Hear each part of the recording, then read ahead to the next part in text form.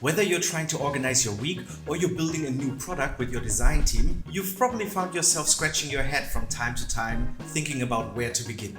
Having a consistent workflow for both of these situations will help you to get from start to finish faster and with less stress.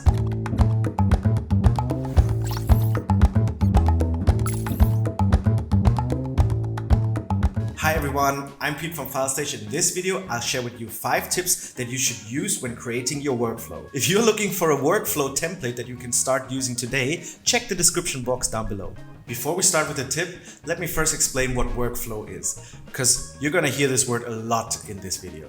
A workflow is a visual representation of a multi-step process that requires decisions, variable directions, and an outcome that is based on an initial goal. Workflow helps you organize and document all necessary steps that keep you on track and remain focused throughout the process. They are most common in a product manufacturing environment, but lately you can see them almost in any professional situation.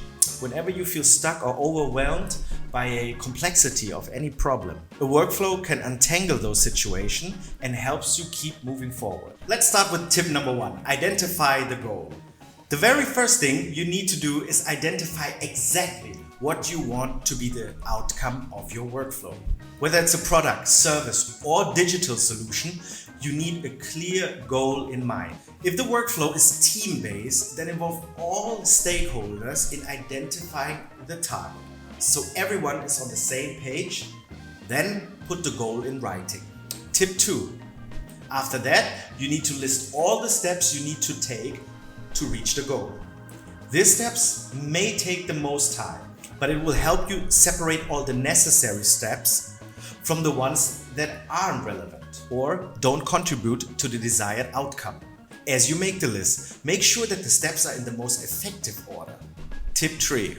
Once you have created a template for your project, review each steps in the process for redundancy and relevance. To make the workflow as efficient as possible, you should make each step valid and worthwhile. By examining all parts of the workflow before and after the project, you will be able to streamline the overall process and maximize its efficiency. Tip 4. The next tip is really important, so hear me out. You have to create guidance with directional arrows. In other words, any decision you make will consist of 2 possible directional outcomes. A yes means the workflow continues in a direction towards the end goal, and a no means the workflow takes a different path, most likely a loop back to a previous location. If the product is done, the arrow will lead back to the place in the workflow where the process can restart. However, if the product is acceptable, movement can continue forward along the workflow to the end goal. Tip 5, and the last tip, is all about determining the time frame. When carrying out a project, it is important to determine how much time each process or decision should take. Whether it's creating a workflow for documenting an existing procedure or defining a workflow for an entirely new project, each step needs a realistic deadline. In some cases, it will be hard to make accurate estimates, but you can always ask colleagues or simply guess and make modifications from there. That's a wrap for today. If you're looking for real-life workflow examples and templates, take a look at the description below and follow the link. Thanks for watching this video, and don't forget to subscribe for more. See you at the next one.